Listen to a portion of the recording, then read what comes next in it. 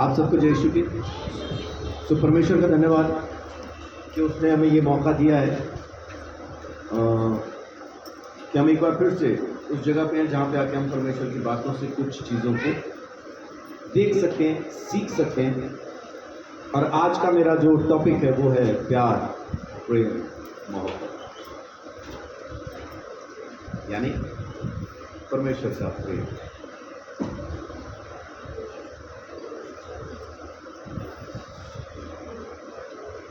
ये एक स्पेशल, माने परमेश्वर का स्पेशल प्रेम है अपने लोगों के, खास अपने लोगों के, और किसी के लिए नहीं। और उसके अपने कौन है? सारे के सारे जो उस पर विश्वास करें, जो उसके पास पहुंचते हैं, वो सारे के सारे परमेश्वर के लोग हैं। आमीन। परमेश्वर अपना प्रेम जो प्रकट करता है, जो दिखाता है,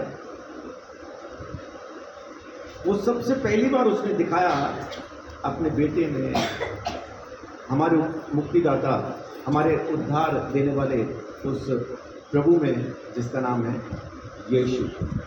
यूहन्ना 16:27।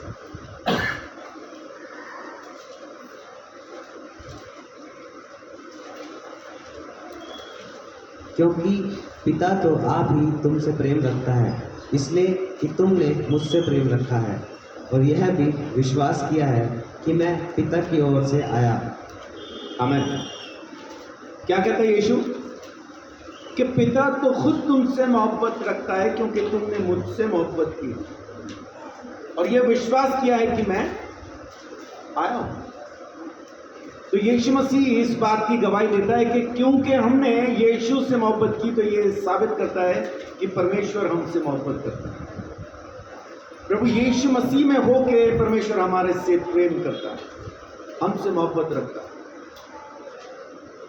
जो कोई ये विश्वास करता है, देखिए दोबारा से पढ़िए इस आयत को। क्योंकि पिता तो आप ही तुमसे प्रेम रखता है, इसलिए कि तुमने मुझसे प्रेम रखा है जी, और यह भी विश्वास किया है कि मैं पिता की ओर से आया। जिस किसी ने ये विश्वास किया कि यीशु मसीह बाप की तरफ से आया है, उस परमेश्वर की तरफ से आया है, वो समझ लीजिए कि परमेश्वर के प्रेम को उसने अपनी जिंदगी में पा लिया, वो हासिल कर चुका।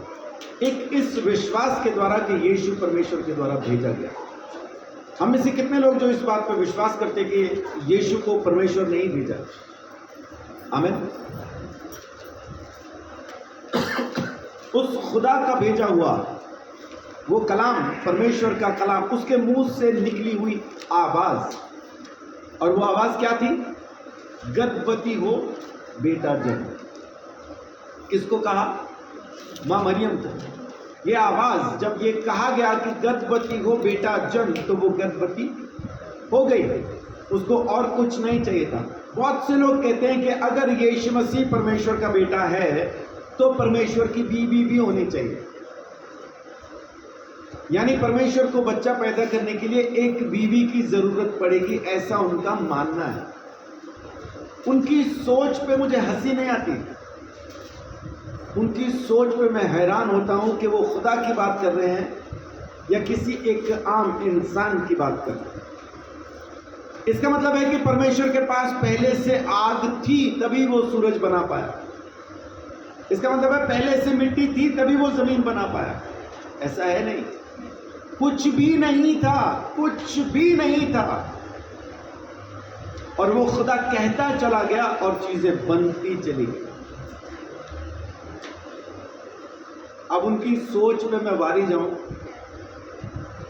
परमेश्वर को शेर पैदा करना है तो पहले क्या परमेश्वर को एक शेर नहीं चाहिए? क्या कमाल की सोच है ना। एक बच्चा पैदा करना है खुदा को तो उसको बीवी चाहिए।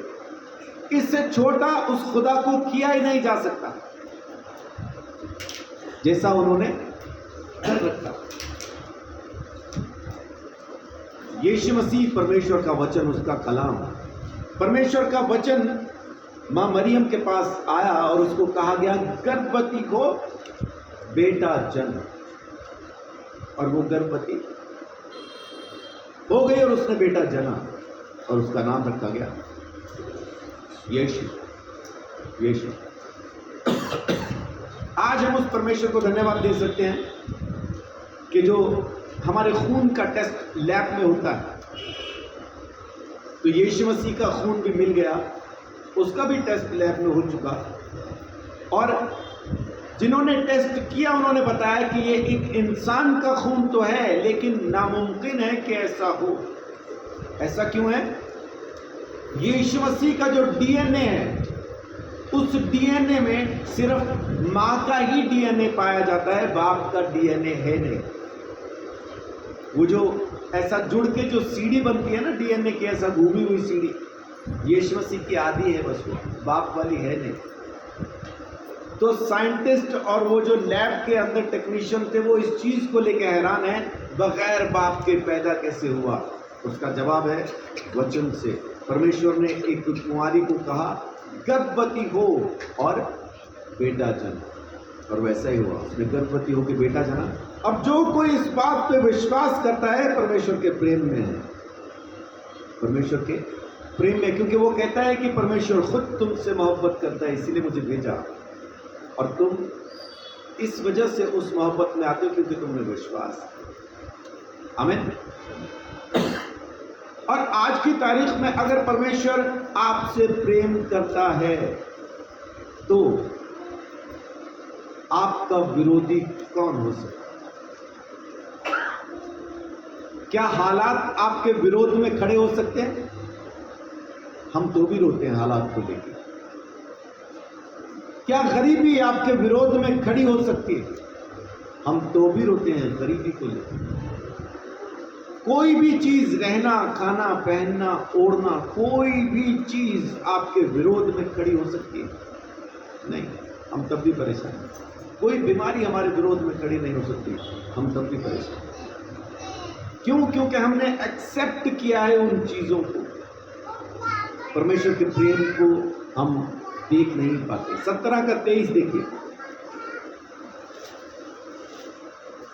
मैं उनमें और तू मुझ में, कि वे सिद्ध होकर एक हो जाए, और संसार जाने कि तू ही ने मुझे भेजा, और जैसा तूने मुझसे प्रेम रखा वैसा ही उनसे प्रेम रखा। आमीन। ये गवाही यीशु मसीह दे रहा था कि जैसा प्रेम परमेश्वर प्रभु यीशु मसीह से करता है, वैसा ही प्रेम वो जगत से भी करता है। और जगत में कौन है? सब पापी, मुझ जैसे। पता नहीं आप जैसे हैं कि नहीं, लेकिन मुझ जैसे पापी इस जगत में भरे पड़े। और परमेश्वर इस जगत से प्रेम करता है, इस बात की गवाही यीशु देता है। और प्रेम कितना करता है? जितना प्रेम उसने यीशु से किया, उतना ही वो मुझसे करता है, उतना ही वो आपसे करता है। बहुत बार हम इस चीज को कहते हैं कि मेरी जिंदगी में जरूर कुछ ऐसा होगा, वैसा होगा, इसलिए परमेश्वर मेरी सुनता नहीं। यीशु मसीह ने चिल्ला के एक बार कह दिया, हे मेरे परमेश्वर, हे मेरे परमेश्वर, तूने मुझे क्यों छोड़ दिया? वहां पक्का हो गया कि अब परमेश्वर ने हमें थाम लिया, अब उसके हाथ से हमें कोई छुड़ा नहीं सकता। तो यीशु मसीह के हाथ में हम हैं, उस परमेश्वर के हाथ में हम हैं, अब वहां से कोई निकाल नहीं सकता, उसके प्रेम से हमें कोई जुदा नहीं कर सकता, क्योंकि हम प्रभु यीशु में हैं, हमने वो विश्वास किया। परमेश्वर का प्रेम देखिए, हमारे पापों की जो माफी हमें मिली है ना, उसमें परमेश्वर का प्रेम आपको दिखाई देता है। यशायाह नबी की किताब 38:17।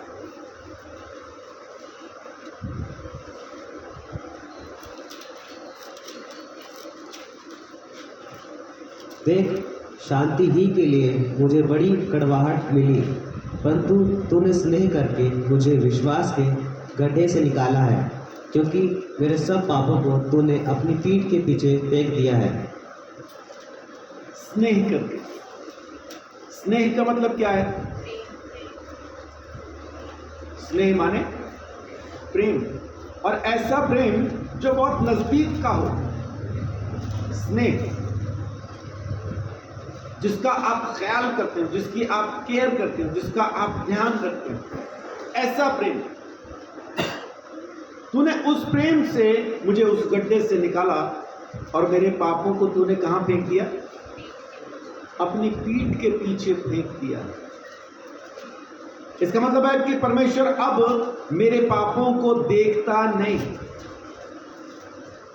जानबूझ के फेंका है उसने, मुझे नहीं चाहिए। कभी कभी आप किसी चीज को देखना नहीं चाहते और कोई आपको जबरदस्ती दिखाना चाहे ना, आप उस चीज को उठा के या तो फेंक देते हैं या फिर मुंह मोड़ देते हैं। तो परमेश्वर ने मेरे पापों को उठा के पीठ के पीछे फेंक दिया है। कोई दिखाना चाहता है उसको, एक पार्टी है जो दिखाना चाहती है, परमेश्वर देखता ही नहीं। मुझे याद है मिलन ने एक दर्शन देखा था जिसमें एक भेड़ का बच्चा, काला भेड़ का बच्चा यीशु मसीह की गोद में, मिलन सामने खड़ी है और मिलन को यह महसूस हो रहा है कि वो काला भेड़ का बच्चा मैं ही हूं, यानी मिलन है। लेकिन वो सामने भी खड़ी है और सामने खड़ी होके वो कह रही है कि यीशु मैं पापी हूं, बुरी हूं, खराब हूं, गंदी हूं। यीशु सुने नहीं रहा, इस बात को सुन नहीं रहा और वो सिर्फ उस भेड़ के बच्चे पे बड़े आराम से, बड़े प्यार से हाथ फिरा के कह रहा है तू यहीं रह, मेरे पास रह। ये उसके जाने से कुछ देर पहले की बात है, कुछ दिन पहले की बात है। वो बता रहे कि मैं पापी हूं, मैं बुरी हूं, खराब हूं, मैं क्या हूं। यीशु सुन नहीं रहा, यीशु सुन नहीं रहा। ये हमारे साथ भी है। आज की तारीख में परमेश्वर आपके बुरे, गलत, गंदे काम लिखता तो नहीं है, लेकिन उसको दिखता तो है, नजरअंदाज करता है, नहीं देखता। किस वजह से? प्रेम की वजह से।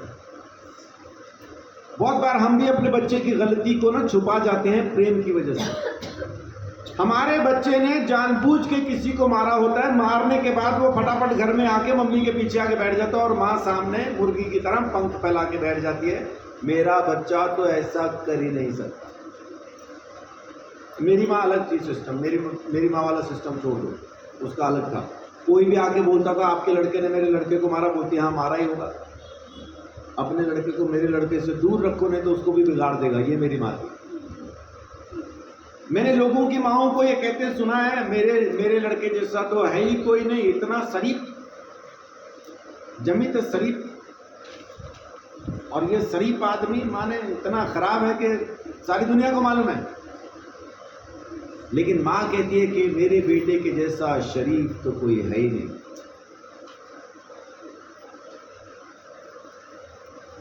हम करते हैं अपने बच्चों की गलतियों को नजरअंदाज, दूसरों पे डालते हैं। परमेश्वर हमारी गलतियों को नजरअंदाज तो करता है लेकिन दूसरों पे नहीं डालता, वो सुनता ही नहीं। आप पढ़ के देखना कभी आराम से बैठ के, ज़करिया नबी की किताब का 3 अध्याय 1 से लेकर 7 तक आराम से बैठ के पढ़ना। यहोशू महायाजक के खिलाफ शैतान वहां पे चिल्ला चिल्ला के कह रहा है कि गंदे कपड़े पहन के तेरे सामने आ गया, इसको खत्म कर दे।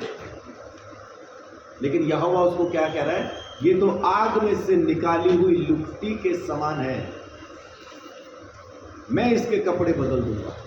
और वहीं खड़े खड़े उसके कपड़े सरदूतों को बोल के बदलवा भी दिए और उसके सिर पे पगड़ी भी रखवा दी।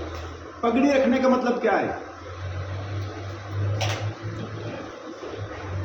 पगड़ी रखने का मतलब सिर्फ रिस्पेक्ट नहीं है, एक अधिकार भी है। बाप की जब मौत होती है उसके बाद एक रस्म होती है, क्या कहते हैं उसको? रस्म पगड़ी। वो रस्म पगड़ी क्यों होती है? कि बाप का जितना भी अधिकार है आज के बाद उसके बड़े बेटे को सौंप दिया जाता है। अब से बाप की जगह पे ये बड़ा बेटा इस परिवार को संभालेगा। तो पगड़ी का मतलब है अधिकार दिया जाना। वो तो कह रहा था कि पापी है और परमेश्वर ने न सिर्फ उसके कपड़े बदल डाले, उसको वो पगड़ी भी पहना दी कि ये जमीन के ऊपर ईश्वर बन के काम करेगा। आमीन। क्या आप इस बात को मानते हैं कि जमीन पे हम ईश्वर हैं? नहीं मानते तो ना मानो, हैं। भजन संहिता 82 का 6।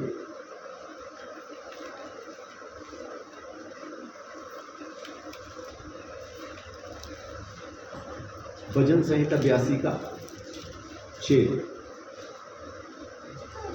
मैंने कहा था तुम ईश्वर हो और सब के सब परम प्रधान के पुत्र हो। जी, सबके सब परम प्रधान के पुत्र हो। ये किसके बारे में बात हो रही है? इंसान के बारे में, हमारे बारे में। और यीशु इस बात की गवाही देता है, यूहन्ना 10 अध्याय उसकी 35 आयत में। यूहन्ना 10 का 35। यदि उसने उन्हें ईश्वर कहा जिनके पास परमेश्वर का वचन पहुंचा। क्या लिखा है कि यदि उसने उनको ईश्वर कहा जिनके पास परमेश्वर का वचन पहुंचा है, और पवित्र शास्त्र की बात असत्य नहीं हो सकती। पवित्र शास्त्र झूठ नहीं बोलता। तो आपके पास परमेश्वर का वचन पहुंचा कि नहीं पहुंचा? तो जमीन पे ईश्वर कौन है? परमेश्वर ने अपना सारा अधिकार किसको दिया है? यीशु मसीह को। आगे यीशु मसीह ने किसको दिया है? हमें। तो हमारे पास किसका अधिकार है? हमारे पास परमेश्वर का अधिकार है। जमीन के ऊपर हम ईश्वर हैं, परमेश्वर के जैसा काम कर सकते हैं अगर हम अपने आप को वैसा समझ लें, सोच लें, हमें पता चल जाए तो। हम आज भी अपने ही कर्मों में अटके हैं, मैं तो ऐसा, मैं तो वैसा। लेकिन अगर हम उस परमेश्वर के अनुग्रह में आ जाएं और समझ पाएं कि मैं कौन हूं, क्या हूं, परमेश्वर का प्रेम मेरे लिए क्या करता है, तो सब चीजें बड़ी आसान हो जाएगी करने के लिए। परमेश्वर ने हमें माफ भी प्रेम की वजह से किया, नहीं तो हमारे अंदर ऐसी कोई लियाकत नहीं कि परमेश्वर हमें माफ करे। हम उसको बाध्य नहीं कर सकते। वो कोई ऐसा नहीं है कि हमने उसको सिद्ध कर लिया, कुछ मंत्र पढ़े और वो सिद्ध हो गया, वैसा नहीं है। वो परमेश्वर है, हम उसको सिद्ध नहीं कर सकते, वो हमें सिद्ध करता है, वो हमें परफेक्ट करता है। वो है जो हमें हमारे तमाम पापों से आज़ाद करके सिद्ध बना देता है हमें। तो उसके अनुग्रह के अंदर आना सीखिए, उसकी उस मोहब्बत में, उसके प्रेम में आना सीखिए। उसका प्रेम हमें पापों से माफी देता है।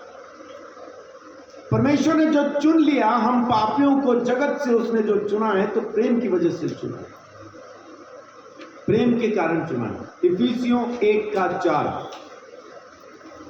हम जो चुने गए हैं प्रेम की वजह से चुने गए हैं।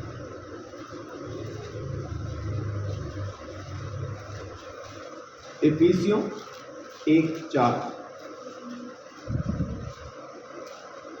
जैसा उसने हमें जगत की उत्पत्ति से पहले उसमें चुन लिया कि हम उसके निकट प्रेम में पवित्र और निर्दोष हों। आमीन। उत्पत्ति से पहले से उसने हमें चुन लिया अपने प्रेम की वजह से कि हम उसके पास शुद्ध भी हों और निर्दोष भी हों। निर्दोष, क्या हम हो सकते हैं निर्दोष? लेकिन परमेश्वर ने अपने प्रेम की वजह से हमें चुना, अपने पास लिया, हमें सिद्ध किया, निर्दोष किया। प्रेम की वजह से उसने चुना है, हमने नहीं चुना। परमेश्वर चाहे, अगर परमेश्वर चाहे आज की तारीख में अभी इसी घड़ी सारी की सारी सृष्टि को खत्म करके वो दोबारा से नई बना सकता है। पलक झपकते वो ये काम कर सकता है। उसको कोई बहुत लंबा टाइम नहीं लगेगा। पलक झपकेगा, सृष्टि खत्म, पलक झपकेगा, नई सृष्टि तैयार हो जाएगी। एक पल में वो इसको खत्म करके अगले पल में नई खड़ी कर सकता है। एक नई मखलूक अपने लिए वो तैयार कर सकता है। एक नई प्रजा अपने लिए वो बना सकता है। और वो एक ऐसी प्रजा बना सकता है जिसमें वाकई में कोई दोष ना हो, है ना। उनके लिए वो ऑप्शन रखे ही ना कि वो अपनी मर्जी को पूरा कर सके, तो वो हमेशा पवित्र रहेंगे। लेकिन वो ऐसा नहीं करता। ना करने के पीछे कारण है प्रेम। उसने हमें चुना अपने प्रेम की वजह से और अपने नजदीक भी रखा, निर्दोष भी रखा, सिद्ध भी किया। पहला थिस्सलुनीकियों 1:4।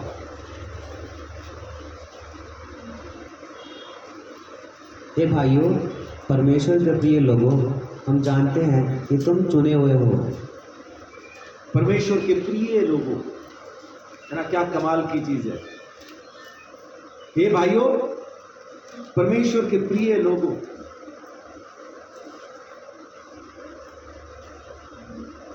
तू मेरा प्रिय है, किसको कहते हैं?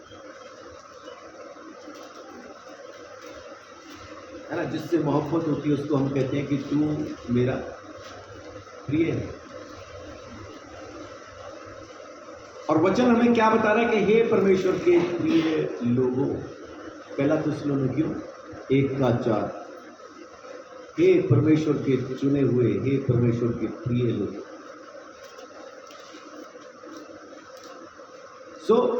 इस बात को समझिए कि परमेश्वर हमसे कितनी मोहब्बत करता है। उसने यीशु मसीह के द्वारा हमसे प्रेम किया कि जो कोई यीशु पे विश्वास करता है, समझ लो कि परमेश्वर से प्रेम करता है। और परमेश्वर हमसे प्रेम करता है, इस वजह से उसने यीशु को भेजा।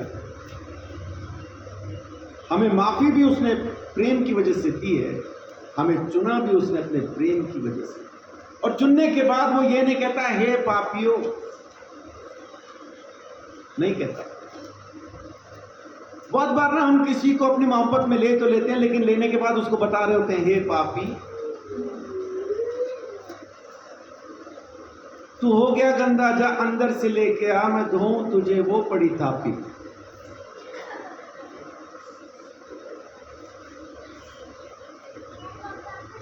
तो दे थापी, दे थापी। ये संसार है, ये संसार की मोहब्बत। लेकिन परमेश्वर जब आपको अपने पास लेता है तो ये नहीं कहता हे पापी, वो कहता है हे प्रिय।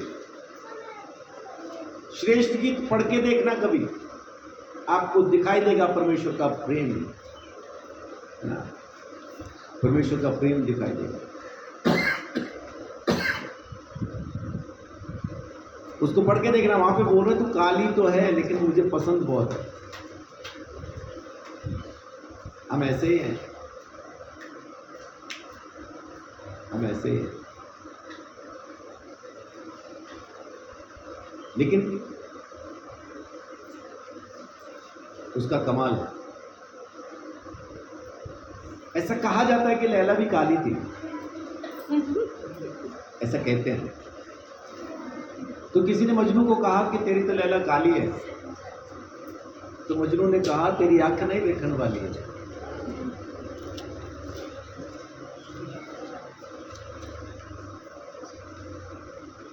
परमेश्वर जिस नजर से हमें देखता है ना, वो उसका नजरिया संसार में है नहीं।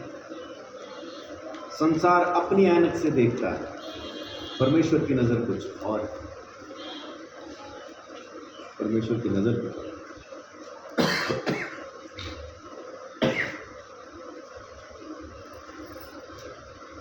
उसके प्रेम को समझें, उसके उस अनुग्रह को समझें, तो आपको पता चलेगा कि वो हमसे कितनी मोहब्बत करता है। उसकी मोहब्बत में जिस दिन आप खड़े हो गए ना, फिर आपको किसी चीज की कमी महसूस नहीं होगी। हम आज तक रिजेक्टेड ही तो महसूस करते हैं। संसार ने कब स्वीकार किया मुझे? मैं हूं ही ऐसा, मेरे को स्वीकार करना इतना आसान नहीं है। संसार मुझे दुत्कार सकता है, रिजेक्ट कर सकता है 5 मिनट के अंदर, लेकिन मुझे स्वीकार करके अपने पास रखना, ये माने ये कमाल है, ये है मोहब्बत।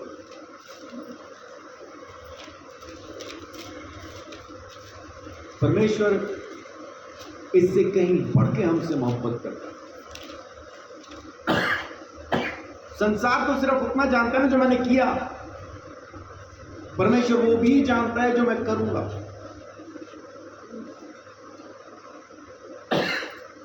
आहाब राजा जब मन फिराता है, परमेश्वर उसको कहता है मैंने देख लिया तूने मन फिरा लिया, मैं तेरे समय में विपत्ति नहीं डालूंगा, तेरे बेटे के जमाने में डालूंगा।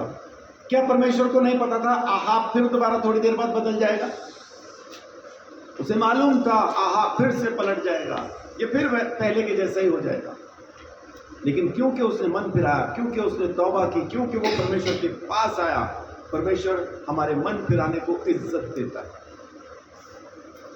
हम जब उसके पास मन फिरा के आते हैं, वो हमारे इस मन फिराव को स्वीकार करता है। हम हैं जो कह रहे होते हैं ढोंगी है तो नाटक कर रहा है, नाटक कहते हैं, अच्छा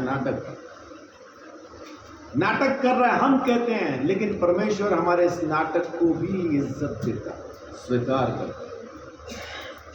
आप आए तो कैसा भी आओ, आपके मन फिराव को वो आदर देता, क्योंकि मन फिराव के लिए शक्ति भी उसी ने दी है, हमारे पास नहीं है, हमारे पास नहीं।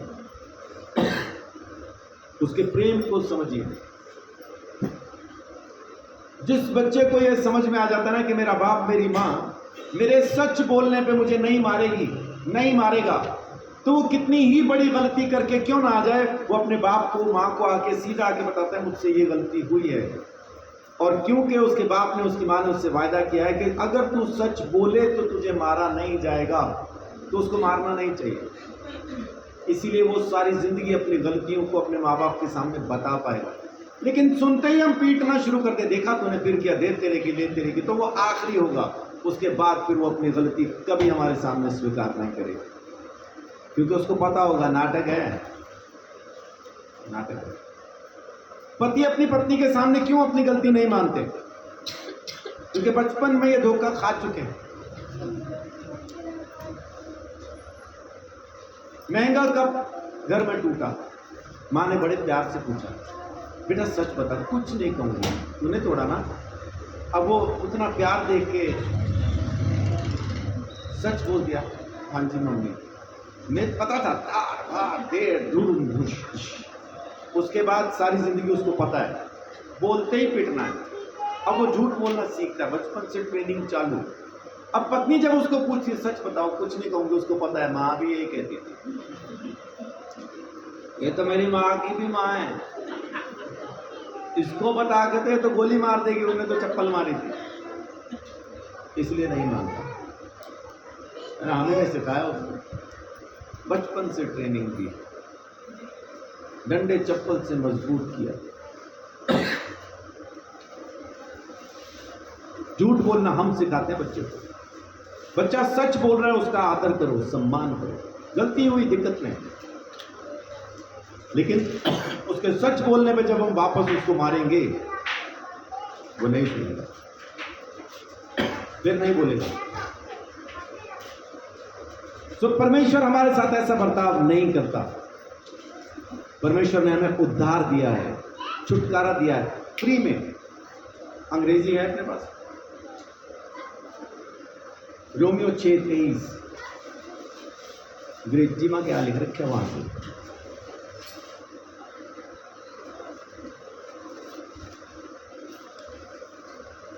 अब किसी को CBAD माइक For the wages of sin is death. The free gift of God is eternal life. What gift? Free gift of Free God gift of God is eternal Romeo life. 6:23 क्या लिखा है वहां पे? इटर्नल लाइफ जो है वो परमेश्वर का फ्री गिफ्ट है, मुफ्त वरदान है, मुफ्त उपहार है। इसको हम कमाते नहीं, it's a free gift. Salvation, उद्धार, अनंत जीवन, free gift, it's a free gift. आप इसको कमा नहीं सकते, आप इसको, वो कहते हैं ना अर्न करना, आप उसको कमा नहीं सकते। आपको मुफ्त में दिया है उस परमेश्वर ने, और अपने प्रेम की वजह से दिया है। उद्धार हमें प्रेम की वजह से दिया गया। दूसरा थिस्सलुनीकियों 2:13।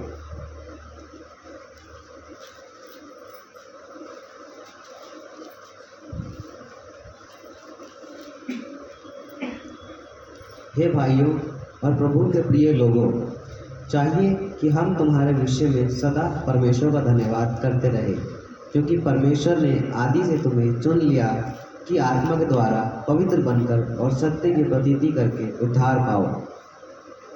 परमेश्वर ने हमको पहले से चुन लिया, किस लिए? ताकि हम सच्चाई पर विश्वास करके उद्धार पाए। और सच्चाई क्या है? सच्चाई ये है कि मैं पापी हूं और परमेश्वर ने मेरे लिए एक फ्री वरदान, फ्री गिफ्ट, अनंत जीवन मेरे लिए दिया है, उसका नाम है यीशु। वो गिफ्ट जो परमेश्वर ने आपको दिया उसका नाम क्या है? यीशु, है ना। अभी रीना को एक गिफ्ट मिला, हिंदू बहन ने उसी को दिया, हमें नहीं दिया। गिफ्ट का नाम क्या था? जो बाहर दिख रहा है वही बोलता हूं, डेयरी मिल्क चॉकलेट, ये नाम था। लेकिन परमेश्वर ने जो हमें गिफ्ट दिया उसका नाम क्या है? उसका नाम है यीशु। यीशु का मतलब है उद्धार, मुक्ति, छुटकारा, निर्वाणा, मोक्षा, जो कहना चाहे वो यीशु, वो हमें फ्री में दिया गया। यीशु मसीह को जमीन पे पैदा करने के लिए हम क्या कर सकते थे वो बताएं। कौन सा हवन करते कि यीशु पैदा होता? कौन सा भवन बनाते कि उसमें आके पैदा होता? कौन सा कर्म करते कि परमेश्वर को यीशु भेजना पड़ता? कौन सा दान देते कि यीशु मसीह को खरीद लेते? हम कुछ भी नहीं कर सकते थे यीशु मसीह को जमीन पे पैदा करने के लिए।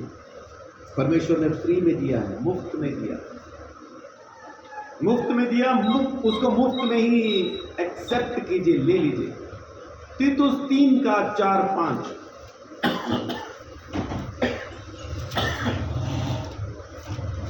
पर जब हमारे उद्धारकर्ता परमेश्वर की कृपा और मनुष्य पर उसका प्रेम प्रकट हुआ तो उसने हमारा उद्धार किया, और यह धर्म के कामों के कारण नहीं जो हमने किए, पर अपनी दया के अनुसार नए जन्म के स्नान और पवित्र आत्मा के हमें नया बनाने के द्वारा हुआ। आमीन। प्रेम की वजह से उद्धार हुआ है, हमारे कर्मों की वजह से नहीं है। परमेश्वर ने जो प्रेम किया उसकी वजह से हमारा उद्धार हुआ है। तीतुस 3:4-5। 3-4-5। ये उद्धार प्रेम की वजह से हुआ, हमने कमाया नहीं है, हमारे कर्मों से नहीं। और पवित्र आत्मा हमें नया बनाता जाता। देखिए कमाल, देखिए प्रेम किसने किया? बताइए, प्रेम किसने किया? अनुग्रह किसने किया? और अब परमेश्वर के साथ हमारी संगति कौन करवाता? पवित्र आत्मा। इसलिए बेनेडिक्शन जो आखिर में हम आशीष वचन बोलते हैं, वो क्या बोलते हैं? अब हमारे परमेश्वर का प्रेम, प्रभु यीशु मसीह का अनुग्रह और पवित्र आत्मा की सहभागिता जमीन पर मौजूद हर एक विश्वासी के साथ यीशु मसीह के दूसरे आगमन तक हमेशा के लिए होती है। आमीन। इस बात को समझिए, परमेश्वर का प्रेम, यीशु का अनुग्रह और पवित्र आत्मा की सहभागिता। परमेश्वर ने प्रेम किया, हमें चुन लिया। यीशु ने अनुग्रह किया, हमें परमेश्वर के साथ जोड़ दिया, हमारा उद्धार कर दिया। और अब पवित्र आत्मा हमें रोज सिखाता, नया बनाता जाता। हम रोज पवित्र आत्मा से सीखते और नए बनते जाते हैं। परमेश्वर के योग्य, परमेश्वर के साथ हम चलते जाते, उसके साथ बनते जाते, नए होते जाते। आमीन। आमीन। वो परमेश्वर है, अनुग्रहकारी है, उसके जैसा कोई भी दूसरा नहीं है। और अब हम पाप की मजदूरी तो मौत है, लेकिन हम प्रभु यीशु मसीह के द्वारा बचा लिए गए और अब हम प्रभु यीशु मसीह में जिंदा हैं। और जो कोई यीशु में जिंदा है वो दोबारा कभी मरेगा नहीं। यीशु कहता है जो मुझ में विश्वास करता है वो मर भी जाए तो मरेगा नहीं। इस बात को यूं समझिए कि जो एक बार पैदा होता है वो 2 बार मरता है, और जो 2 बार पैदा होता है वो 1 बार मरता है। एक बार कौन पैदा हुआ? जो हम सब शरीर में अपने पिता से पैदा होते हैं, 1 बार। लेकिन यीशु को प्रभु स्वीकार नहीं किया तो 2 बार मरेंगे, शरीर में भी मरेंगे, आत्मा में भी मरेंगे। लेकिन जो 2 बार पैदा होता है, पहले अपने पिता से शरीर में और फिर वचन के द्वारा परमेश्वर से, 2 बार जो पैदा हुआ 1 ही बार मरेगा, सिर्फ शरीर में, आत्मा में अनंत जीवन उसको मिलेगा। दोबारा मरेगा नहीं, दोबारा मरेगा नहीं। तो जो एक बार पैदा हुआ 2 बार मरेगा, जो 2 बार पैदा हुआ 1 ही बार मरेगा।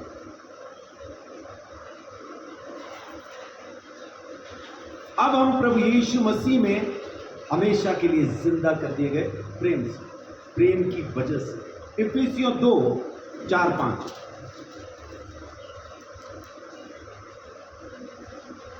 परंतु परमेश्वर ने जो दया का धनी है, अपने उस बड़े प्रेम के कारण जिससे उसने हमसे प्रेम किया, जब हम अपराधों के कारण मरे हुए थे तो हमें मसीह के साथ जिलाया।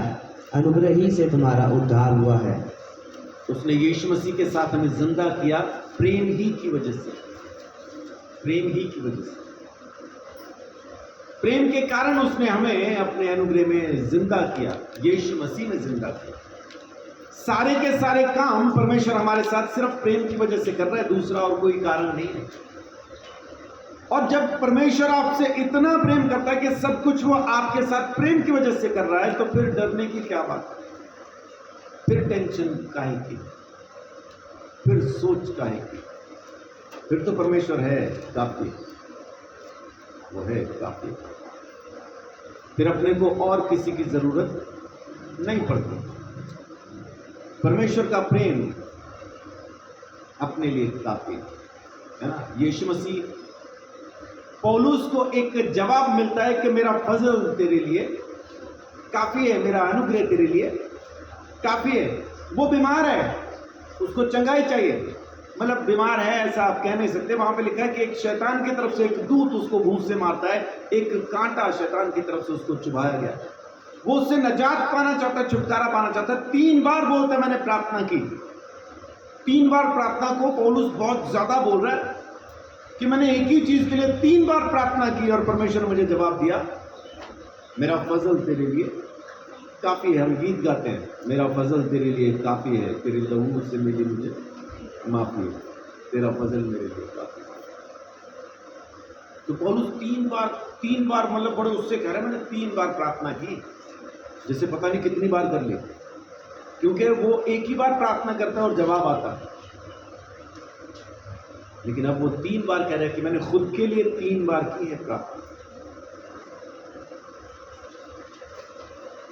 लेकिन उसका प्रेम, उसका अनुग्रह पौलुस समझ गया और बोलता है कि तेरा फजल मेरे लिए काफी। जब मैं निर्बल होता हूं तभी बलवंत होता हूं, वो कहता है। और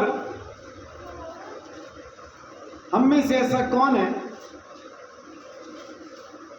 जो इतना वचन पढ़ ले, इतने उपवास रख ले, इतना अपने आप को शुद्ध और पवित्र कर ले कि पवित्र आत्मा आके उसमें वास करे?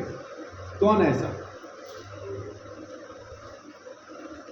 कि जी मैं इतना वचन पढ़ लूंगा, इतनी प्रार्थनाएं कर लूंगा, इतना अपने आप को पवित्र कर लूंगा कि पवित्र आत्मा मुझ में वास करेगा? कौन है ऐसा? हाथ नीचे कर उठा के दिखाओ। है कोई ऐसा? है तो हाथ खड़ा कीजिए। हाँ जी, हम में से एक भी ऐसा नहीं। हम तो यहां चर्च में बैठे हुए बहुत कुछ सोच लेते हैं, बाहर के तो छोड़ दो। परमेश्वर की उपस्थिति में हम उसकी उपस्थिति में नहीं होते तो बाहर संसार में हम कहां होते हैं? हम तो उसकी उपस्थिति में बैठे हुए भी किसी और उपस्थिति में होते हैं। तो बाहर संसार में जाके हम क्या नहीं करते? हम में से एक भी ऐसा नहीं है। तो पवित्र आत्मा भी हमें प्रेम की वजह से ही दिया गया। परमेश्वर हमसे प्रेम करता है, इस वजह से पवित्र आत्मा उसने हमारे लिए दिया है। रोमियो 5:5।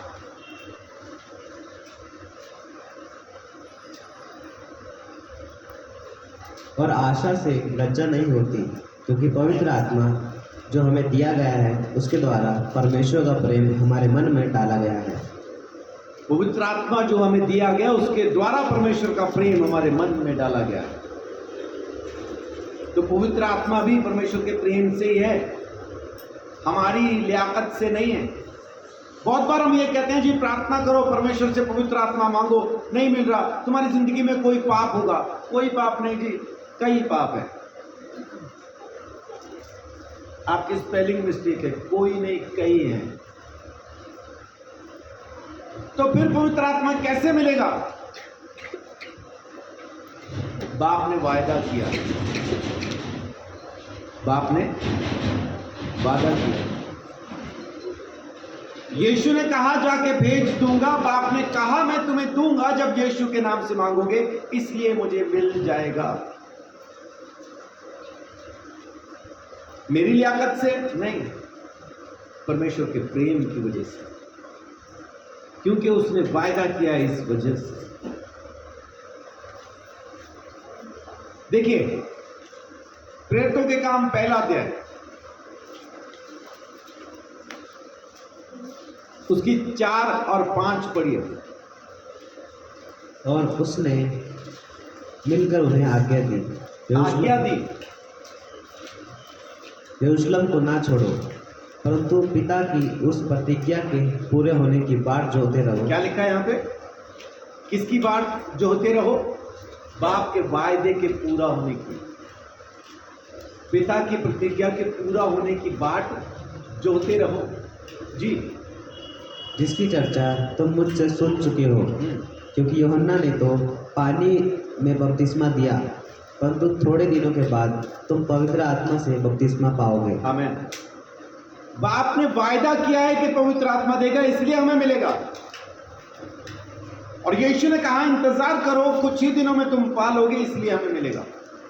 ये मेरी लियाकत नहीं है, मेरी योग्यता नहीं है, परमेश्वर का प्रेम है। उसी के प्रेम की वजह से पवित्र आत्मा भी हमें दिया जाता है। और आखिरी चीज देखिए कि जो अनंत जीवन है, यहूदा 21,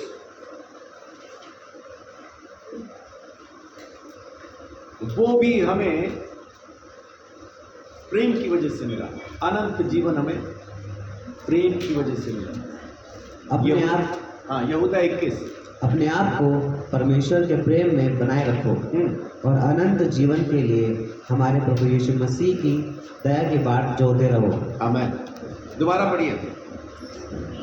अपने आप को परमेश्वर के प्रेम में बनाए रखो, अपने आप को परमेश्वर के प्रेम में बनाए रखो और अनंत जीवन के लिए हमारे प्रभु यीशु मसीह की दया की बाट जोते रहो। आमीन।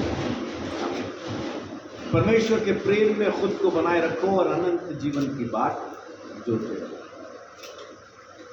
अनंत जीवन प्रेम की वजह से दिया गया। आपके घर के अंदर आप किन मेहमानों को पसंद करते हैं? जिनसे आपको प्रेम हो। जिनसे आपको प्रेम नहीं, उन मेहमानों के लिए ना अलग अलग योजनाएं बनाते हैं उनको निकालने की। अच्छा, वैसे मैंने भी आज जाना ही था जलंधर, अगर आप भी चल रहे तो मैं छोड़ दूंगा। मतलब चल जाना, जा क्यों नहीं रहा? मैं जा ही रहा हूँ जलंधर। अगला सामने से और होता ना, मैं तो अभी रुकूंगा। अब ये कह दिया मैं जलंधर जा रहा हूँ तो रुक भी नहीं सकता। कौन कौन धक्के खा के आने पड़ते हैं। अब इसको बाहर घूम घाम के वापस आता है।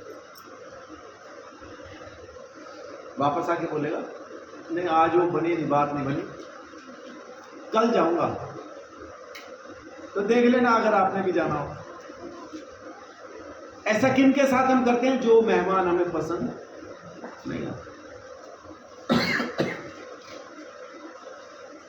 जो मेहमान पसंद होते हैं उनको तो हम रोकते हैं, लेकिन जो मेहमान पसंद नहीं आ रहे उनको हम ऐसा बहाने बना बना के भेजते हैं। परमेश्वर आपको अपने घर के अंदर अनंत जीवन के लिए रखना चाहता है, तो आप उसकी नजर में कैसे हैं? क्या वो आपसे प्रेम करता है या आपको निकाल देना चाहता है? वो प्रेम करता है, निकालना नहीं चाहता। वो रखेगा हमेशा के लिए, वो रखेगा सदा के लिए। संसार में कुछ भी संभव है, लेकिन परमेश्वर के प्रेम के सामने कुछ भी असंभव नहीं। माने वो जो चाहे आपके लिए कर सकता है अपने प्रेम में। आज मैं आपको यही बताना चाहता था परमेश्वर के प्रेम के द्वारा कि प्रभु यीशु मसीह में उसका प्रेम हम पे प्रकट होता है, उसकी माफ़ी में उसका प्रेम प्रकट होता है, हमारे चुने जाने में उसका प्रेम प्रकट होता है, हमारे उद्धार में उसका प्रेम प्रकट होता है, यीशु मसीह में जिंदा किए जाने में उसका प्रेम प्रकट होता है, पवित्र आत्मा पाने में उसका प्रेम प्रकट होता है, अनंत जीवन पाने के लिए उसका प्रेम प्रकट होता है। तो सारी की सारी चीज़ें उसने की हैं सिर्फ प्रेम की वजह से, इसलिए क्योंकि परमेश्वर का नाम है प्रेम, है ना।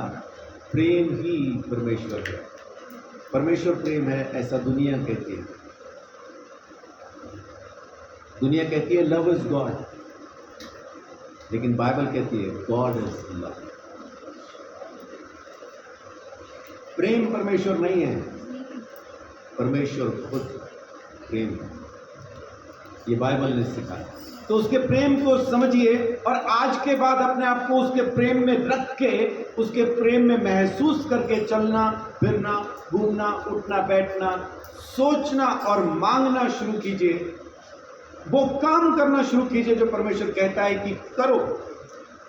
और फिर आप मुझे बताइएगा कि अगर कोई आपका काम रुक जाए तो, कहीं कोई काम अटक जाए तो, कोई बीमारी न जाए तो, हमारे अंदर बीमारी क्यों रुकी है? क्योंकि हम परमेश्वर के उस प्रेम को समझ नहीं पाते। सारे के सारे ईसाई इस बात पे पक्का विश्वास रखते कि यीशु के खून बहाने से मेरा उद्धार हो गया, लेकिन इस बात पे वैसा पक्का विश्वास नहीं रखते कि उसके मार खाने से मैं चंगा हो गया। ये विश्वास वैसा मजबूत नहीं आता जैसा उसके लहू पे आता, उसके खून बहाने से मेरा उद्धार हो गया। हर एक ईसाई को, हर एक विश्वासी को बड़ा मजबूत विश्वास है, लेकिन उसके मार खाने से मैं चंगा हो गया, ये विश्वास बड़ा मुश्किल होता है। तो यकीन करें, विश्वास करें परमेश्वर के प्रेम पे। हर एक चीज उसने प्रेम की वजह से ही की। उसे आपसे, मुझसे, संसार के सभी लोगों से प्रेम है, इस वजह से वो ये काम करता है, नहीं तो वो ये कभी ना करता।